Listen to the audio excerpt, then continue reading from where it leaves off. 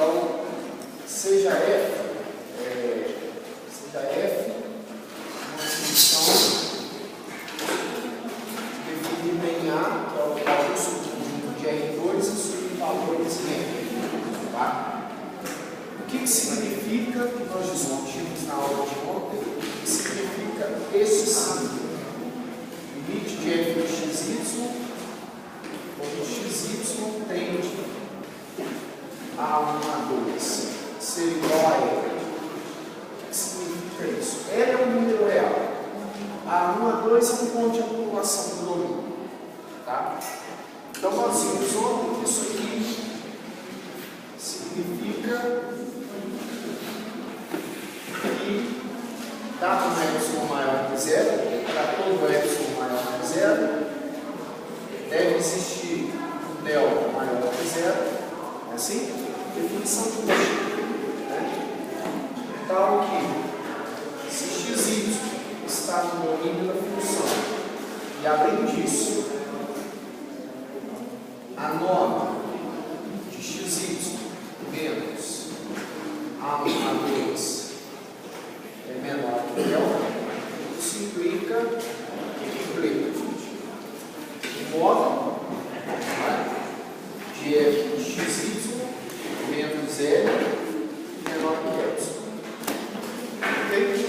Então esse é o significado preciso desse objeto. Tá? Agora, observe uma coisa. Nós vimos também, geometricamente, o que significa o delta. Como nós estamos no caso em A2, né, considere uma superfície aqui em R3. Vamos supor que essa superfície seja o gráfico dessa função. Ok? Então, geometricamente, o delta representa o raio da bola de centro do ponto A1 e A2. Nós vimos ontem. Tá? Então, aqui está L é um número real. Tá? E esse ponto aqui, ó, é o ponto A1 e A2, que nós pedimos que ele seja um ponto de acumulação do domínio. Ok? Aí o que nós fizemos ontem, além dessa definição, nós começamos a fazer exemplos. Aqueles exemplos que nós começamos a fazer, no fundo nós estamos mostrando a existência do limite. Toda vez que você quiser mostrar que o limite de uma função vale L, o que você tem que fazer? Apelar para a definição. Dar no epsilon e encontrar o delta. Ok? Eu parei com um exemplo ontem. Então vamos fazer mais um. Exemplo 4. Exemplo 4, mostrar que o limite da função x² y² sobre x² mais y², quando xy tende a 0, 0, esse limite aqui é 0. Então, observe uma coisa. O que nós queremos fazer? Nós queremos mostrar a existência do limite. Tá? Como é que a gente faz isso? Definição. Não é? Sempre que você quiser mostrar a existência do limite, é via definição. Não tem site. Tá?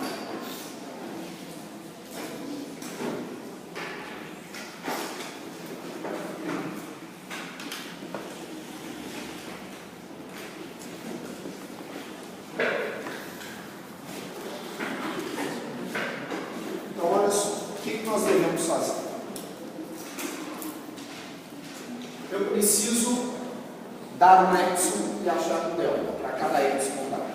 Não é isso? Então nós devemos mostrar que para todo epsilon maior que 0 deve existir um delta maior que 0, de tal forma, toda vez que eu pego um par do domínio dessa função, vou chamar essa função de f, E além disso, 0 é menor que a norma de xy. Qual que é o A1, A2 aqui? 0, 0, né? Então não vou colocar 0, 0. Então vou colocar a norma de xy menor que delta. Isso implica que o valor absoluto da nossa função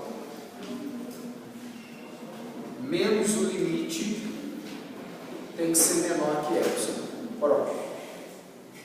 O que eu fiz aqui? Eu escrevi o que significa essa igualdade. Ok? Agora, se eu quero mostrar que o limite dessa função é 0, eu tenho que encontrar o delta. Por que você não pôs uma bola atrás disso? Porque agora o A1, o A2 é 0, 0. Não, se ele é 0, 0. Aí você é x de 0, 0. Não, mas o 0 não pode. Tem um valor específico. Então, agora vou trabalhar esse valor absoluto. E daqui eu tento tirar aqui. Delta. Valor absoluto de x quadrado y quadrado sobre x quadrado mais y quadrado. Isso aqui é exatamente igual a x quadrado y quadrado sobre x quadrado mais y quadrado. E agora começa a majorar. Ok? Começa a majorar. Então, x quadrado eu comparo com quem? Da aula de ontem.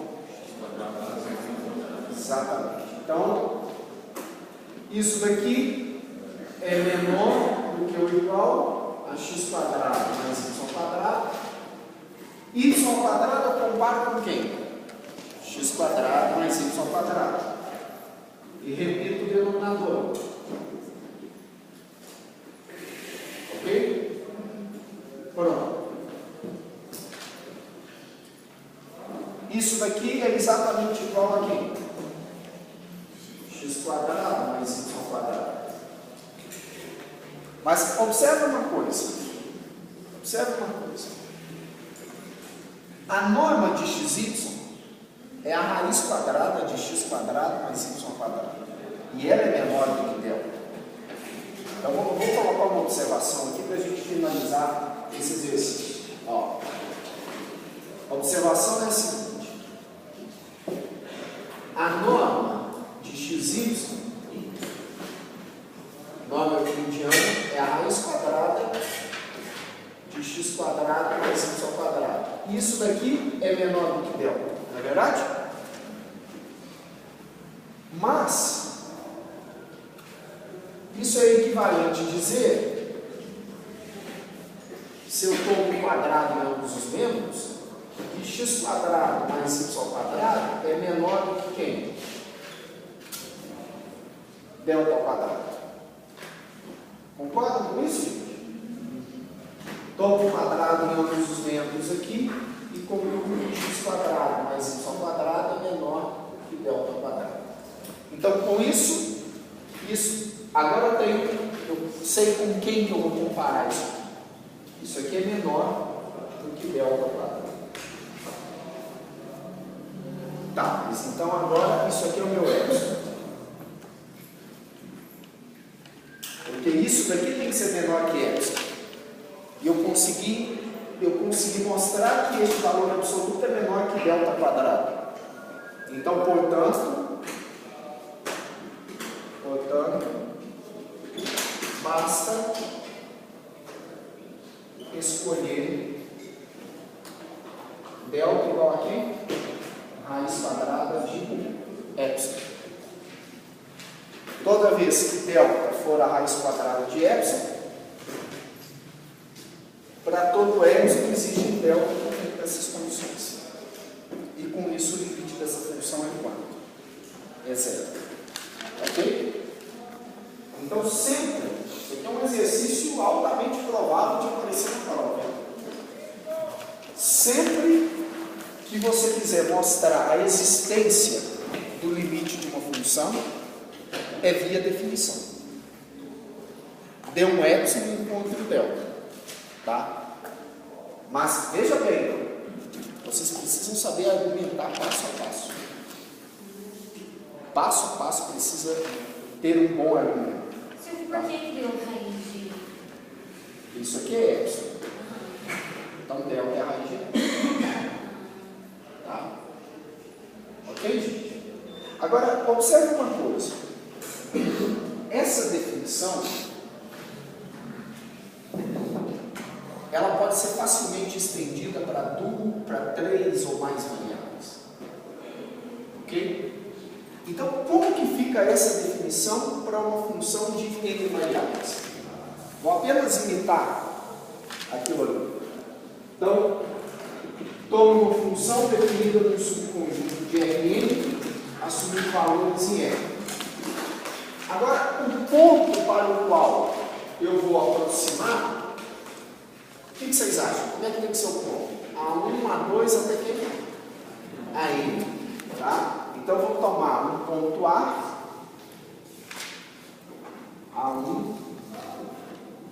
a N, que é um elemento do conjunto A.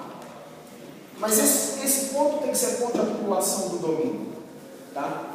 Então, ele é um elemento do conjunto dos pontos de acumulação do domínio. Tá? O que significa dizer que o limite de f de x, quando x tende a A, é L? Agora, cuidado. Qual que é a dimensão das coisas aqui? Olha aqui no quadro, gente. Vocês estão preocupados em copiar, vocês têm que preocupar em aprender. X está onde? Em Rn. A está em Rn. Vamos supor, A é um elemento do conjunto dos pontos de acumulação do domínio.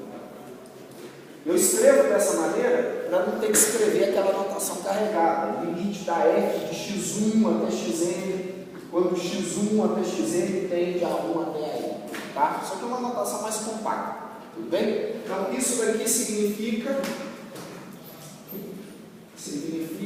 que, dado um epsilon maior que zero, para todo epsilon maior que zero, tem que existir um delta maior que zero, tal que,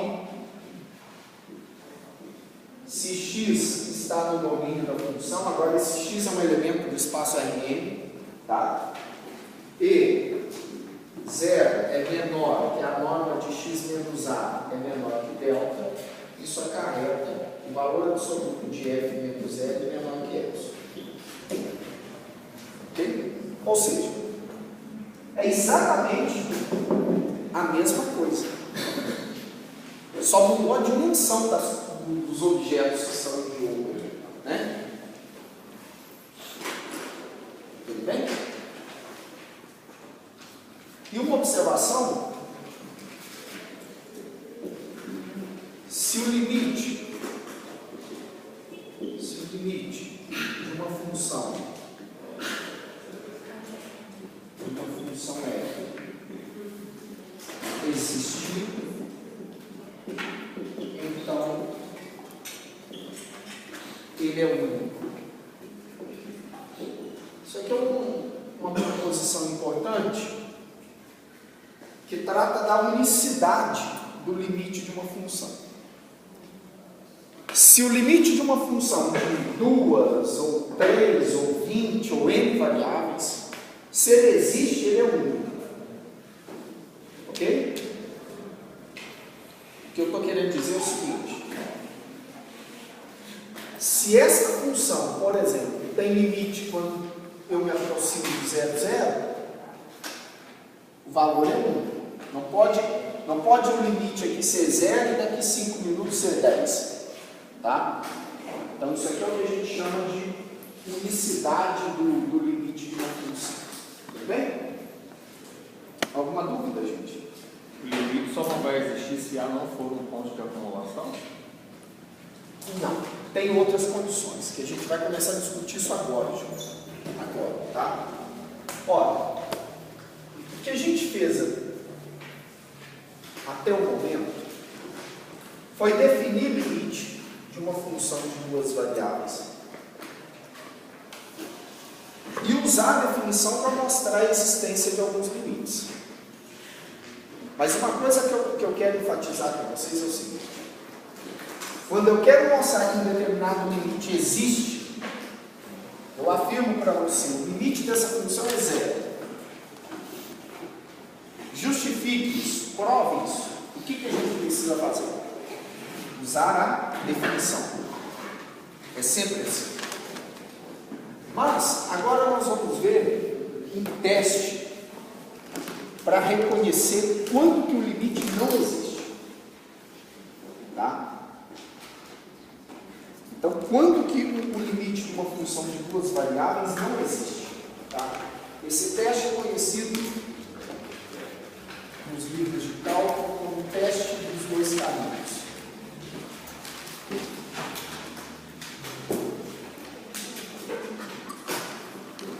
Teste dos dois caminhos. A ideia dele é muito simples, viu, gente? Muito simples mesmo.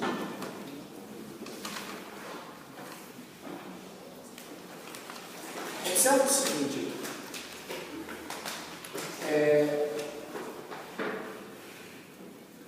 vamos supor que o limite de uma determinada f de xy, quando xy tende a 1 e a 2, eu vou supor que seja L. Preste bem atenção nisso. Então, como eu estou no caso em igual a 2, vamos imaginar as coisas geometricamente. Vamos supor que isso aqui seja um gráfico da função f. Ok? Preste bem atenção nisso. E aqui é o ponto A1 e A2.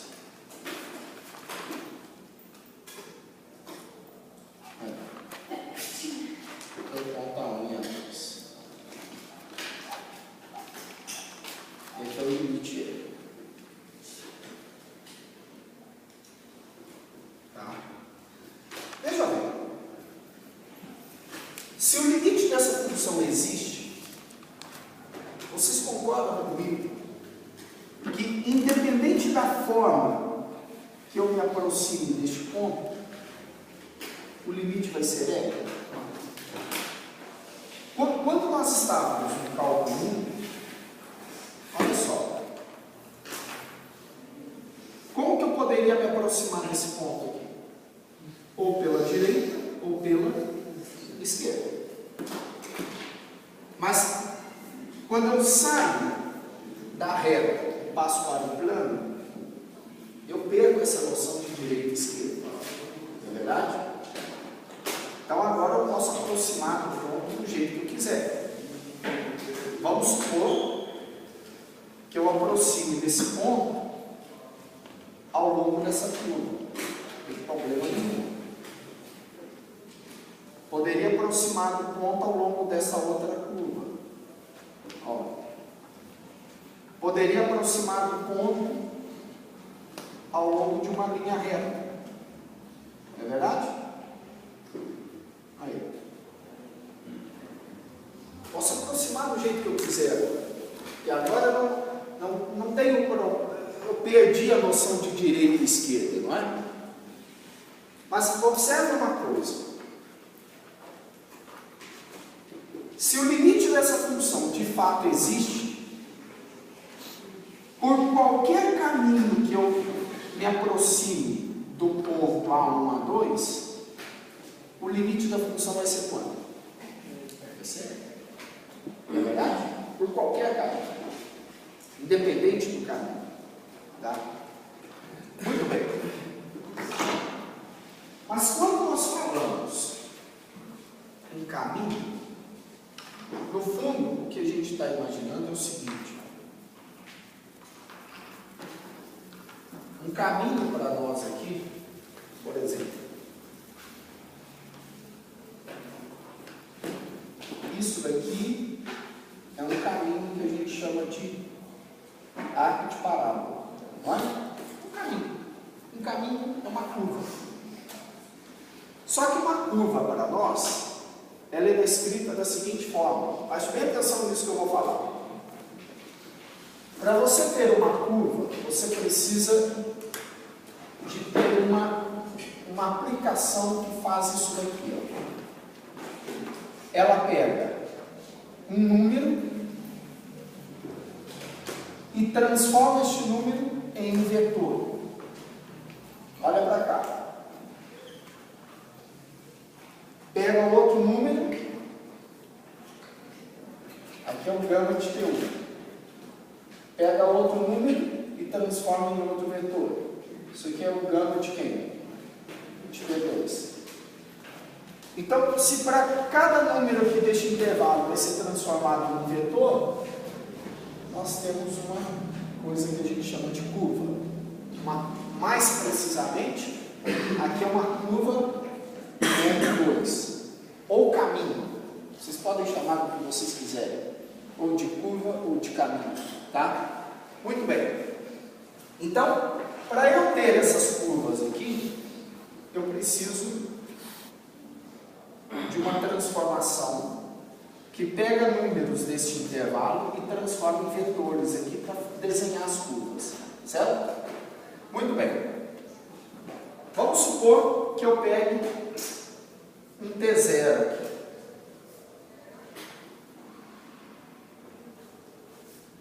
A imagem do T0 pela gama, eu vou considerar que seja esse ponto aqui. Ó, tá? Então, veja bem o que eu vou fazer. Gama de T0 é o vetor A1, A2, ou ponto A1, A2. E se eu escolher um outro tempo aqui, vamos dizer assim, um outro T qualquer aqui, tá? Para todo T que seja diferente de T0, nós temos que o gama de T é diferente do gama de quem? De T0. Em outras palavras, se eu pego um outro instante aqui, esse instante foi levado neste vetor. Num outro instante é levado em outro vetor. E com isso eu vou desenhando a curva. Tá? Aqui eu desenhei 3 curvas. Mas vamos imaginar apenas uma. Tá? Vamos imaginar apenas uma. Aí. Muito bem. Além disso, eu gostaria que essa curva fosse contínua. Intuitivamente, ela não pode ter interrupção, ela não pode ter quedas, não pode ter buracos, tudo bem? Então, eu gostaria que essa curva fosse contínua, tá? Então, o limite de f de gama de t, quando t tende a t0, também é L. O que significa isso aqui? O que eu já falei. O que eu falei eu estou escrevendo em linguagem matemática. Se a função tem limite, se o limite dela é L, ao longo de qualquer caminho que eu me aproxime desse ponto, o limite continua sendo quem? Continua sendo L. Então está escrito aqui. Ó. Ao longo de qualquer caminho, o limite continua sendo quanto? L. Só que aqui, vocês vão prestar atenção numa coisa. Esse limite que eu escrevi é o limite do cálculo 1. Por quê? É o limite de uma função de uma variável. Tem uma razão. Eu estou trocando, eu estou substituindo no x e no y da f, eu estou substituindo alguma expressão que dependa só de t. E eu faço t tender a t0. Então eu caio no limite de uma função de apenas uma variável. Tá?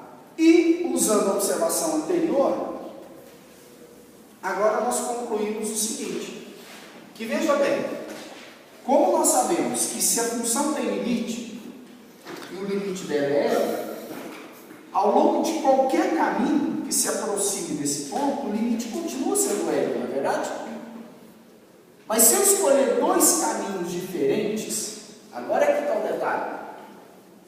Se eu escolher dois caminhos diferentes, ó, este daqui é o gama 1. Vamos escolher esse aqui como gama 1. Tá? Escolha um outro gama 2. Tá? Você tem um ponto aqui, ó. Vou desenhar só essa parte aqui. Você tem um ponto aqui, A1 e A2. Ó, A1 e A2. Vamos supor que eu escolhi este caminho para aproximar deste ponto. E eu chamo ele de gama 1. Escolho o outro agora. Escolho este caminho. E chamo ele de quem? Gama 2. Agora vocês vão concluir isso para mim. Se o limite ao longo de gama 1 for L1 e o limite ao longo de gama 2 for um outro número que eu vou chamar de L2, qual que é a conclusão? O limite não existe. Por quê? Porque se o limite existe, ao longo de qualquer caminho que se aproxime do ponto, o limite tem que ser o mesmo. Tá? Então, isso implica que não existe o limite da f quando eu me aproximo do ponto A1 e A2. Vamos dar um exemplo. Isso aqui é chamado de teste dos dois caminhos. Tá? Exemplo. Mas cuidado, esse teste eu vou enfatizar agora e mais algumas vezes. Esse teste, ele só assegura a não existência do limite. Ele não assegura a existência. Ele é útil para você pegar exercícios do tipo, mostra que o limite não existe. Tá? Aí você vai usar o teste dos dois caminhos. Então vamos lá. Primeiro exemplo. Oi. Primeiro a gente pode provar que não existe. Se der o mesmo resposta, tem que continuar procurando, né? Tem, a gente vai chegar nessa discussão. Tá? Primeiro exemplo.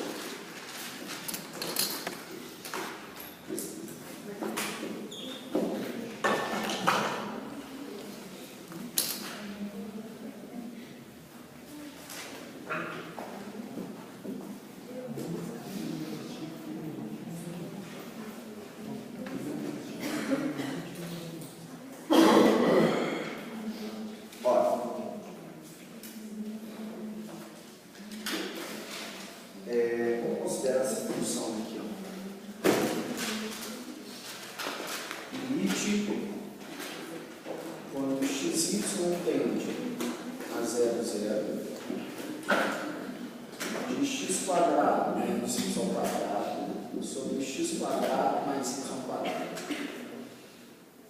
Nós queremos mostrar que esse limite não existe. Até é interessante. Eu acho que eu fiz o gráfico dessa função na apostila, depois vocês olham. Para vocês perceberem o comportamento geométrico dela próximo da origem. O que a superfície faz próxima da origem? Ou vocês entram no Grapher e digitam essa função que vai aparecer no gráfico. Tá? Próxima da origem ela tem um comportamento meio estranho. Tá?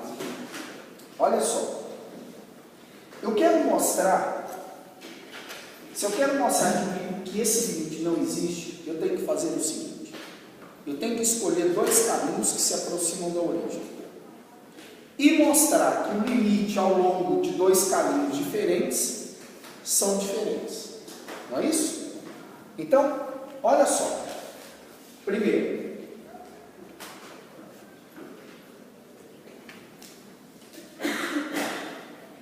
este é o ponto na qual eu quero aproximar.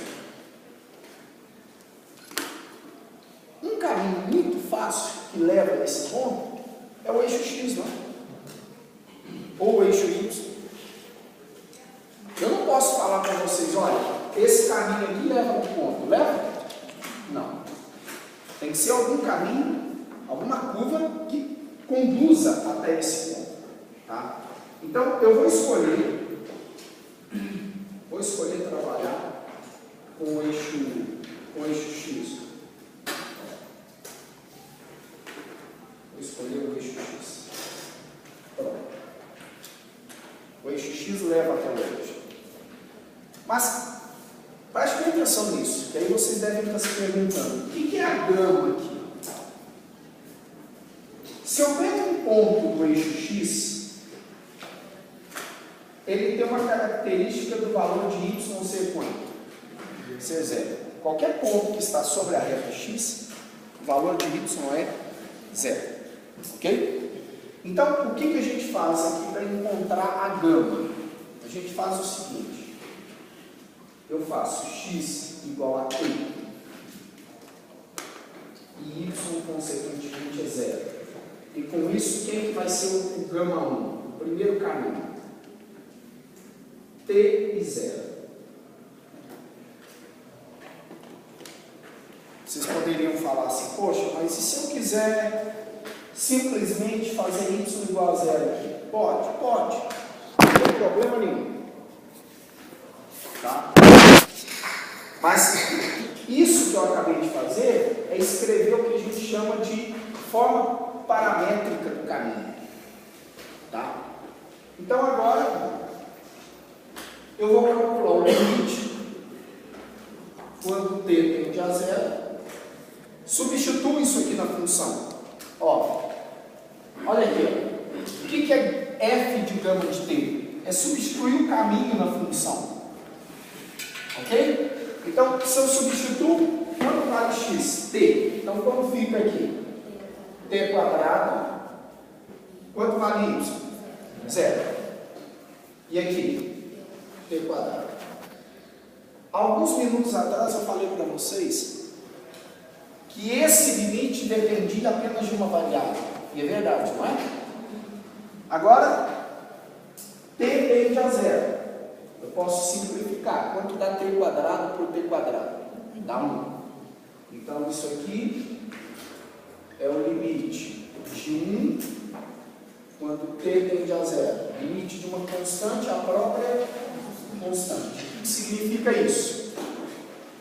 Significa que se eu, dada essa função, se eu aproximo da origem ao longo do eixo x, quanto vale o limite?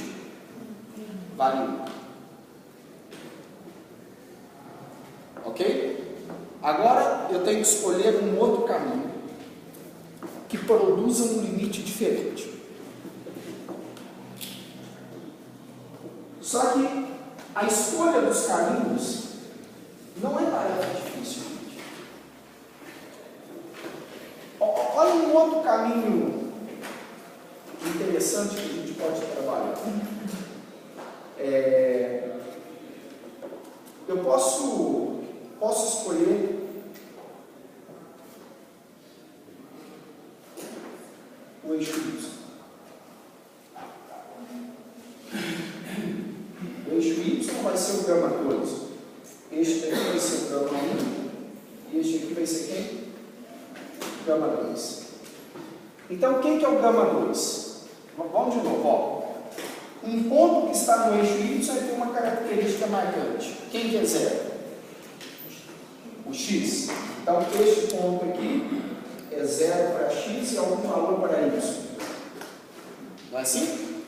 Então, como é que fica o gama 2? O gama 2 de t é 0 para x e t para y. Não é assim? Agora eu substituo lá na função. Como é que vai ficar? Limite quando t tende a 0. Agora cuidado, quem é 0 agora? X. Então como fica? Fica menos t quadrado.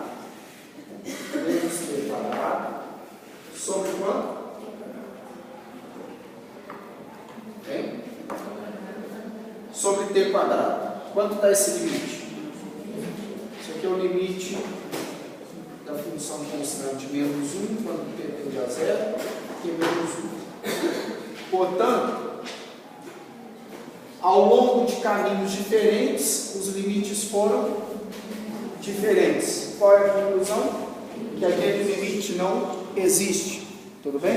Então, portanto, o limite dado não existe.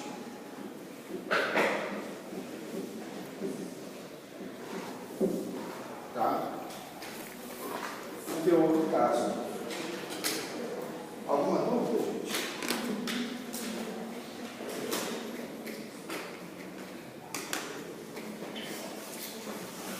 Eu sempre costumo dizer para o pessoal que não resolve inventar caminhos difíceis. A gente tem que trabalhar com bons caminhos. Eixo X, o eixo Y, quando eu quiser aproximar da origem.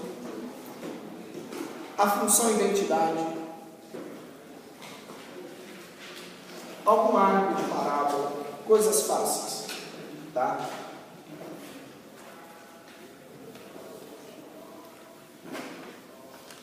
Vamos ver outro caso.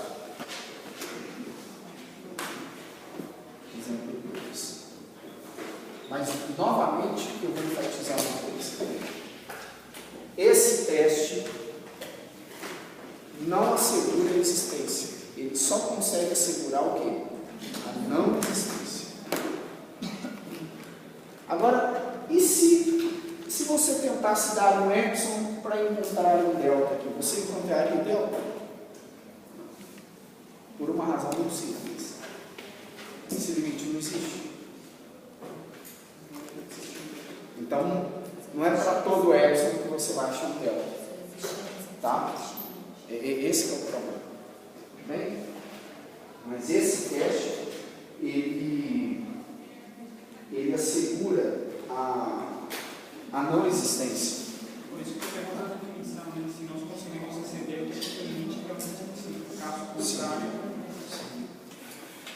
Então, considere esse daqui agora. O limite onde xy tende a 0, 0 de x, y ao quadrado sobre x quadrado mais y ao quadrado. Ó. Novamente eu quero mostrar que esse limite não existe. Então, observe bem. Nós estamos aproximando novamente da origem. Tá? Eu poderia pegar o caminho de x igual a 0, né? Que aí de cara aqui vocês veem que daria 0. Eu vou escolher um outro caminho agora.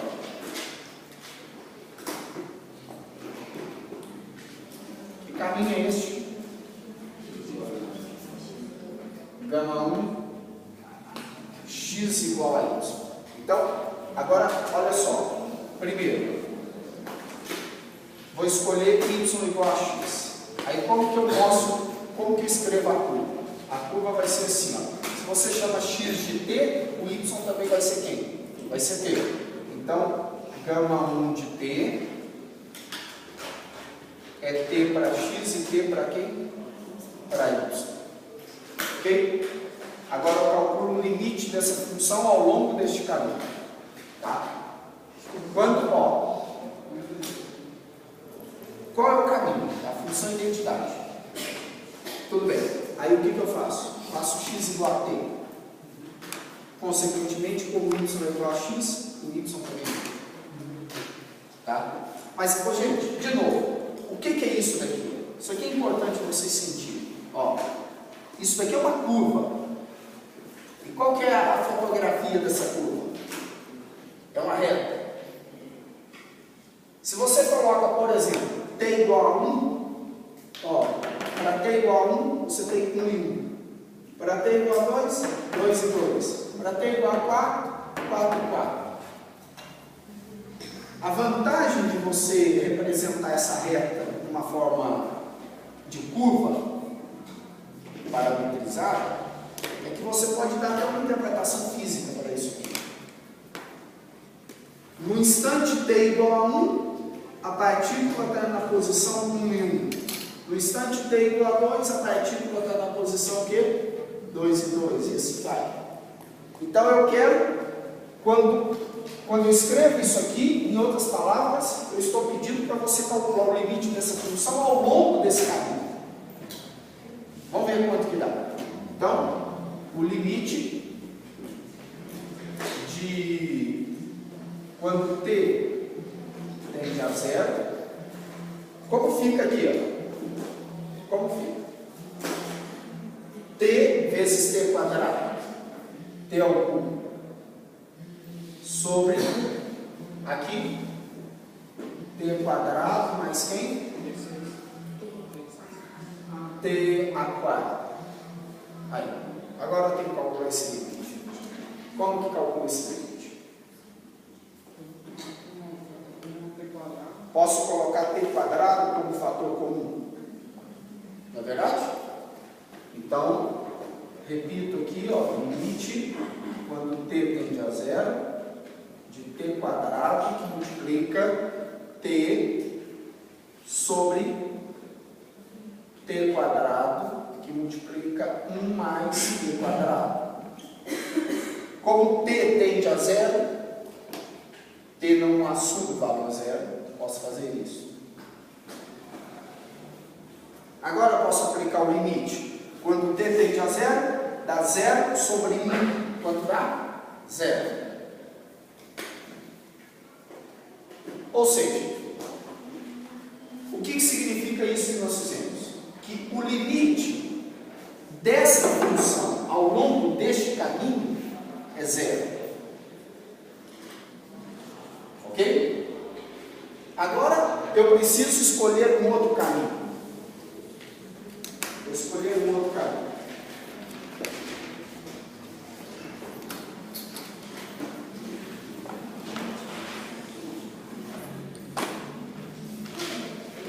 Mas antes de escolher um outro caminho, olha bem uma coisa que pode acontecer com vocês. Qual o outro caminho que vocês escolheriam aqui, naturalmente? O eixo X, por exemplo.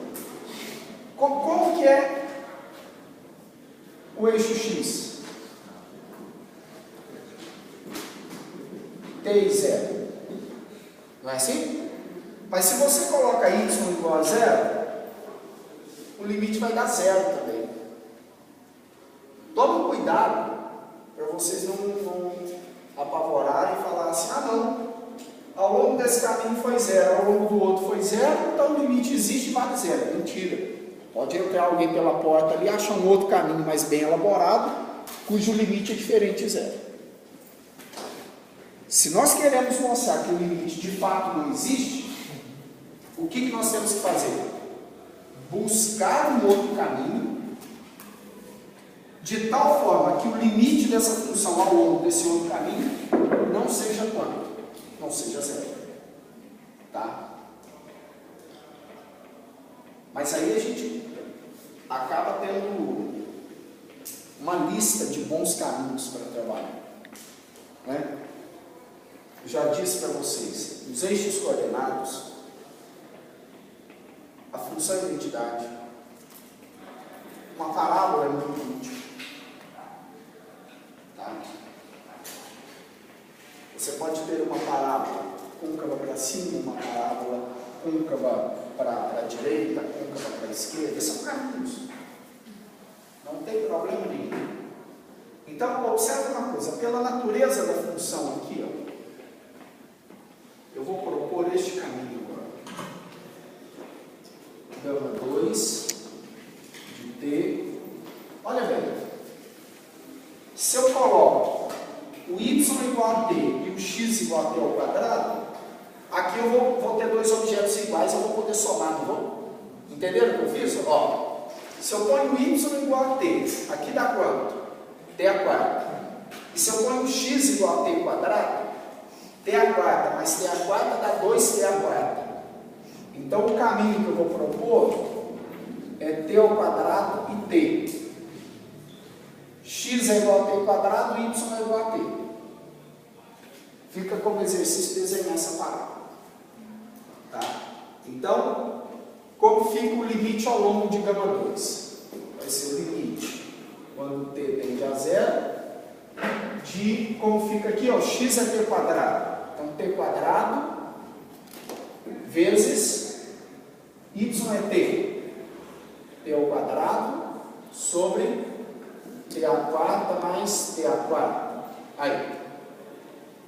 Entenderam por que eu fiz essa proposta de caminho? Porque aí eu tenho dois objetos iguais aqui, eu posso somar. E agora eu vou simplificar. Quanto é t a quarta mais t a quarta? 2t a quarta. Então isso aqui fica limite, quando t tende a zero, de t a quarta sobre 2t a quarta. Quanto dá esse limite, gente? Meio. Então, moral da história. O que nós acabamos de fazer? Nós acabamos de mostrar que este limite aqui não existe. Por que ele não existe? Porque ao longo de caminhos diferentes, os limites são diferentes. E, portanto, pelo teste dos dois caminhos, o limite não existe. Tudo bem? Então, exercício.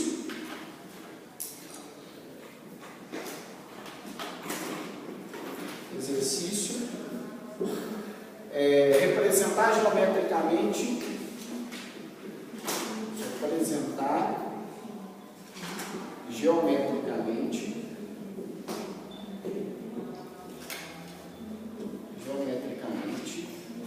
O caminho gama 2 de t dado por t quadrado e t. Ok? Tudo bem, gente?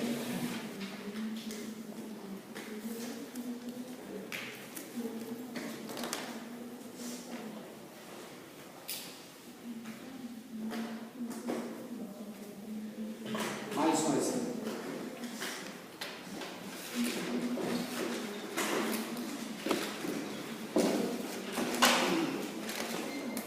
Então, o teste dos dois caminhos, ele assegura o quê? A não existência, tá? Vocês vão mostrar que este limite aqui não existe. Foi.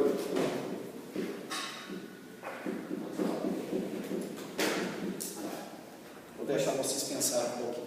Mas se a função é uma entidade, como você chamou t de t quadrado antes de t? Mas só de ter o termo quadrado, isso aqui é formato parabólico, imparável. Aqui é a identidade. Não, Tudo bem? ali no caso é um caminho. Porque, veja bem, isso daqui é um caminho. Entendi. Não é uma função, Entendi. mas é um caminho. Entendi. Tudo bem? Vamos pensar em seguinte. Gente, vocês estão estudando para fazer a prova de 16? Tem que estudar, hein? Mesmo pela mesma palavra que eu já tive, mesmo o curso sendo absolutamente fácil, tem que estudar. Tá? Para não levar susto deles.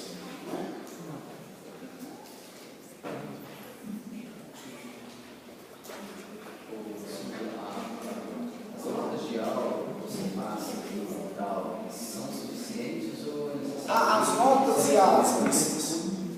É mais do que suficiente. Sempre está certo se chamar um de zero e o outro de outra vez? Nem sempre, não. Nem sempre. Depende da função.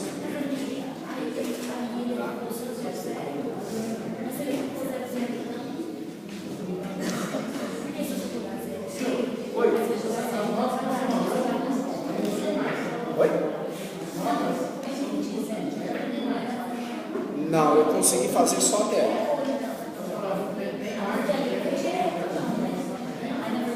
Além do que está nas notas? Tem. As notas têm só 100 páginas.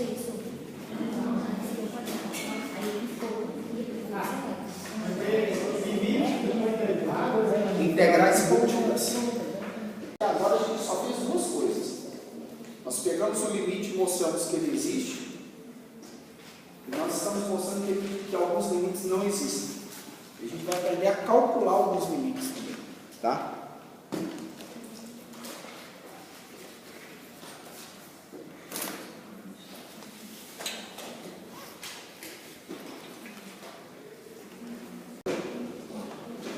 Você pode escolher ou x ou y igual a zero e vai zerar o limite. Não é? Aí depois você tem que escolher um outro caminho diferente.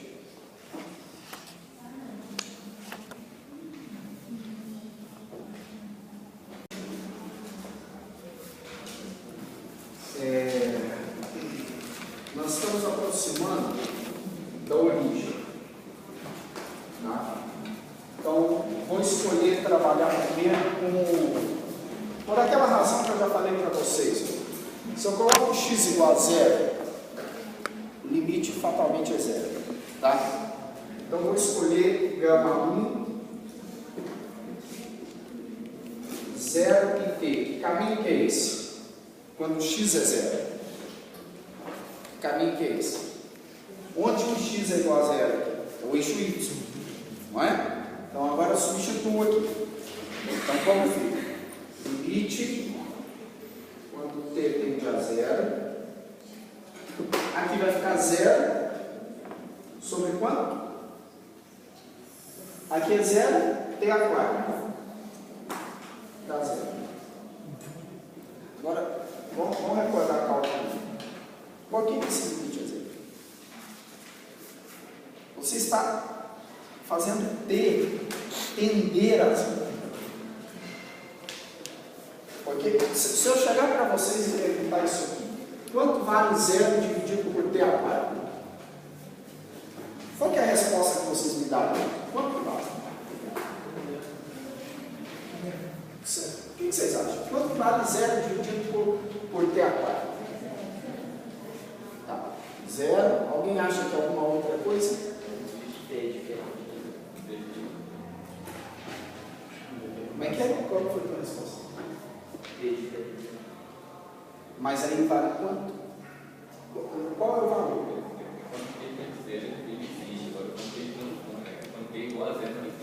Isso, ó. Então, ó, olha só. É arriscado demais falar que isso aqui é zero. Por quê?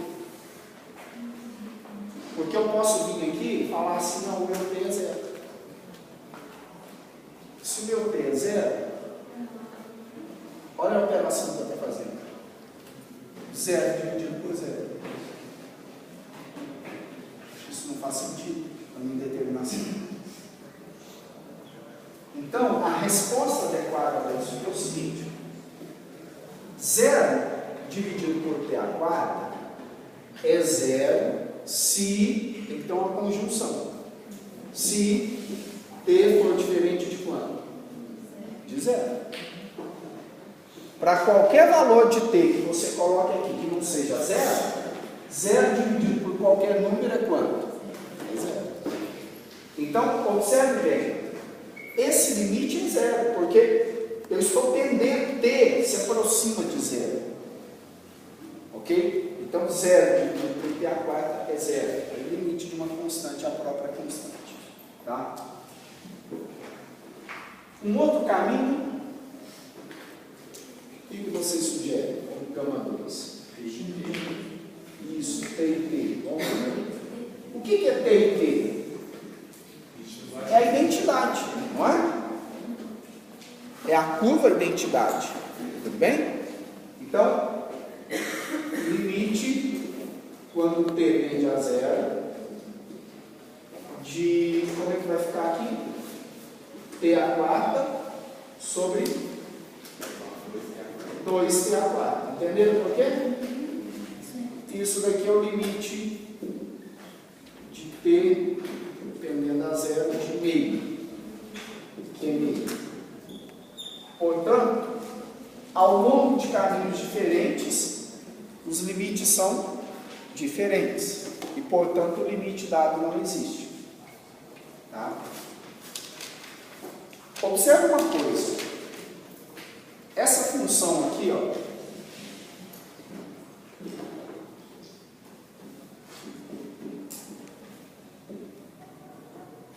Essa função. Ela é bem parecida a estrutura dela com essa do exemplo 3, não é? É bem parecida. Só que essa função aqui, eu mostrei para vocês no início da aula que o limite dela é quanto? É zero. Quando o x tende a zero, o y tende a zero. Essa tem limite. Por que eu mostrei que o limite é zero? Dá um epsilon por conta dela. Tá? Agora, se você pega essa função e eu peço para você, vamos supor que eu cometesse um erro aqui e escrevesse essa função e pedisse para vocês verificar que o limite não existe. Vocês iam ficar o resto da vida escolhendo caminhos e todos os limites iam ser o quê? Iguais. Porque se o limite existe, ao longo de qualquer caminho que você imaginar, o limite vai ser igual aos outros. Não é verdade? Se o limite existe e vale zero, ao longo de qualquer caminho que eu me aproxime da origem, o limite também vai ser quanto? Vai ser zero. Tá? Então, um exercício, além desse aqui, ó, é olhar geometricamente essas funções. Esboçar, construir gráfico delas lá no computador. Tá? Qual que é o comportamento geométrico da superfície? Como que a superfície se comporta próxima da origem? É interessante olhar isso. Tá? Vamos fazer mais um.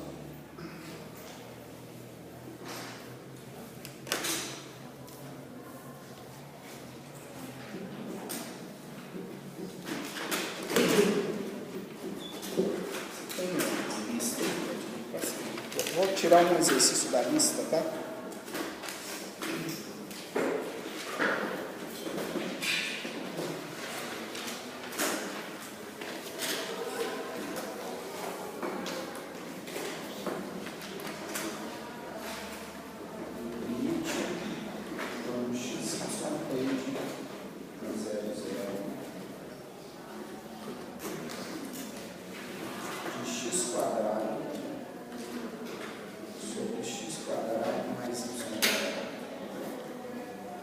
Esse aqui é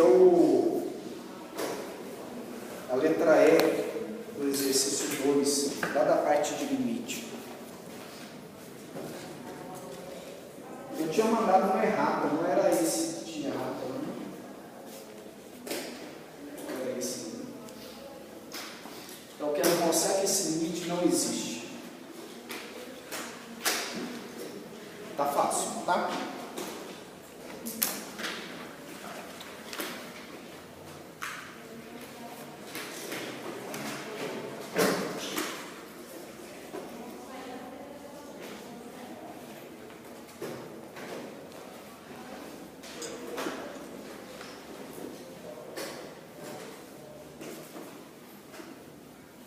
Ele é um teorema.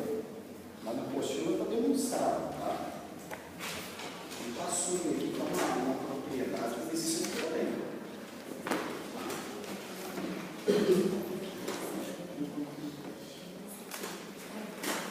Olha.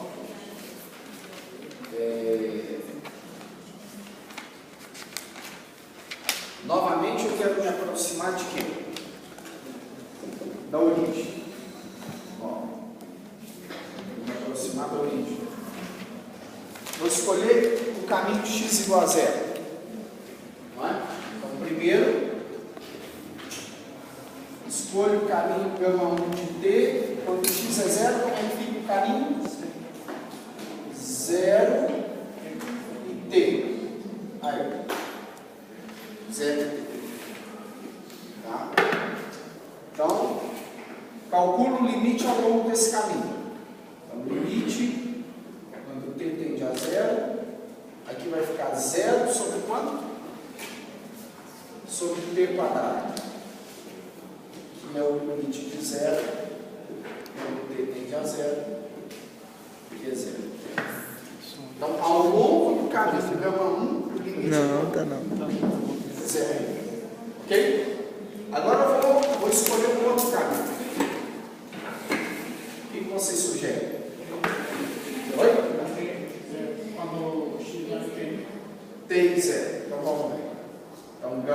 2 de T, T e 0. Que caminho é esse? Aqui é o eixo Y e aqui é o eixo X.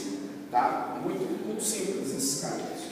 Então, limite, quando T tende a 0, de T quadrado sobre T quadrado, que é o limite de 1, quando T tende a 0, que é 1. Ô, gente, é muito comum depois da primeira prova, depois da correção da primeira prova, vir alguém falar assim: ah, mas você me deu errado na questão, mas eu quis escrever sobre isso aí.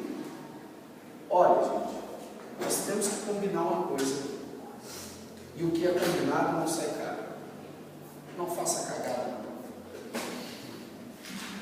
Escreva as coisas da forma que nós fazemos em aula. Tá? Não invente. Não inventa que você vai perder seu tempo. Sim. Tá? Eu poderia fazer X diferente de Y, não parece?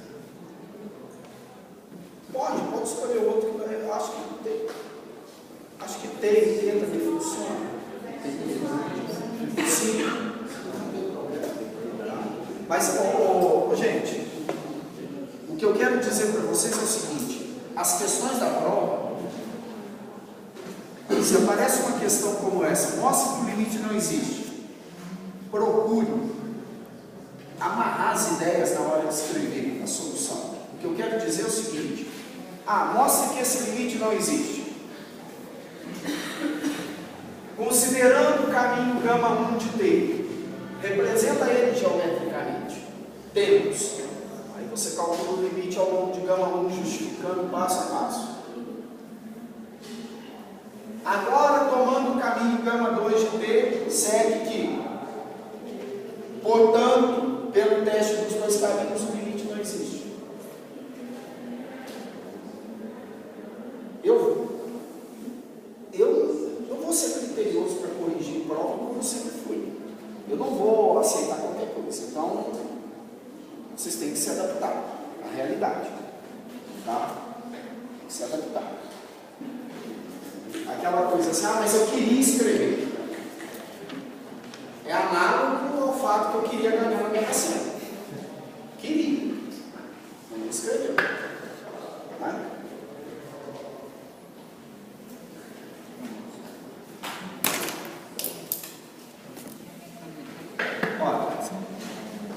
Eu vou fazer uma observação aqui, que eu gostaria que isso ficasse muito claro. Quando nós estamos olhando o teste dos dois caminhos via curvas, tá? Mas, de novo, eu vou enfatizar o que é uma curva. O que é uma curva? Para eu definir uma curva, eu preciso de dois objetos. Eu preciso de um intervalo, que eu chamo de I. Na verdade, eu preciso de somente dois objetos, de um intervalo e do plano. Aí o que eu faço? Eu defino uma transformação aqui. O que essa transformação faz? Ela pega cada ponto aqui e transforma num ponto daqui. Só que um ponto daqui está em dimensão 2. Então, um ponto em dimensão 2 pode ser visto como um vetor.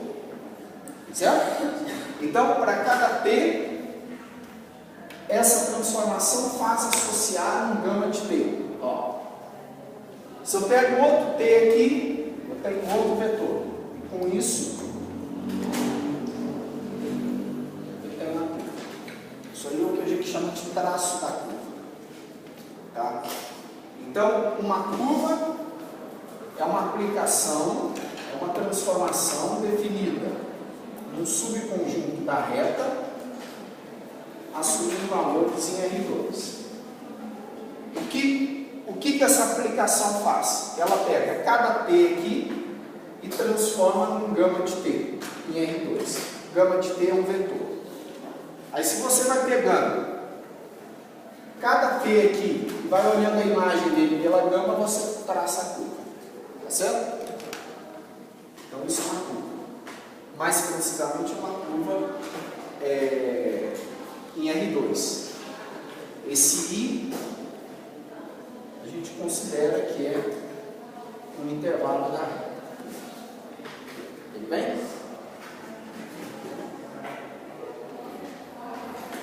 Um intervalo também é se o intervalo for aberto, ele também é uma bola aberta, só que é uma bola aberta em dimensão 1. Eu divido isso lá nas noções de topologia. Tá? Um intervalo aberto é uma bola aberta de dimensão 1. Tudo bem? Alguma dúvida? Bem?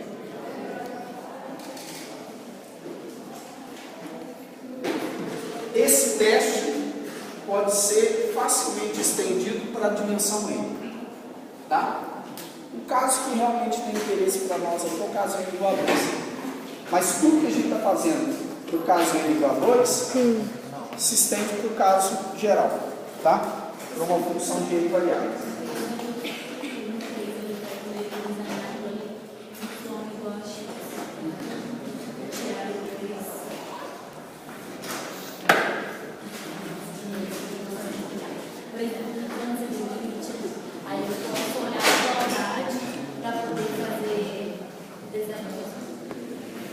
Isso aqui para desenho sim. Que aí eu olho pela igualdade para poder. Gente, então eu vou encerrar por hoje. Semana que vem a gente continua, tá?